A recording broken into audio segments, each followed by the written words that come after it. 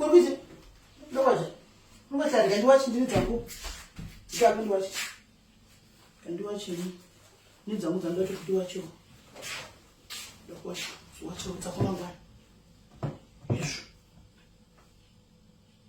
Ah. Saka muda kwacha mabruka ya muda nayo shati. Saka mabruka ya muda kusama mu washing machine. Makati ngari mkusa mabruka mu washing machine because mabruka anowacha muna chigesi.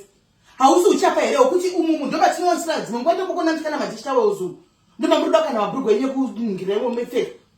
Saka kunsakanisa kizunza mkitchen nema ngiri na mabruka. Hakusi kupata chinhu pamusoro here ikoko. Aiwa pindura ka. Aiwa pindura. Hakusi kupata chinhu pamusoro. Wachaka mabruka edu. Kutaka nini? Kwafuka kwa mwasha mabruka inini nesipe green chwa mchigeza. Hatina utaka sipe blue ilimo mbaba yote mapendi. Nataka mu UK kwa ocean. Saka usually basete kwa UK meshinja unotaka mu UK.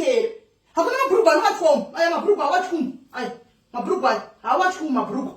Mabruka awachkum. Mabruka munono wacha uko mchigeza. Hamuna mambo yenu. Munono wacha mchigeza. Hamuna. Munono wacha kumchigeza. Ah, chinchuru zichakadaro. Shwa kutukuko. Brugwa nekupfeka brugwa chaizvo wonsa mwacho muneswa madishita wose. Kuti mwacho muneswa zvose imomo ndo momosanganisa. Aiwa chinucho garai zvenyu. Garai hakuna brugwa rinowachwa. Brugwa muna chigesi achocha brugwa rake. Saka brugwa yake chine yanga ari mwacho basket. Anzapedza vhiki ari mwacho basket. Akamira takuziswa mwacho machine. Brugwa munozati mabrugwa anonuwai. Aiwa basa chingwa musoro pafanira kwatsinga ndinoisa brugwa yamba.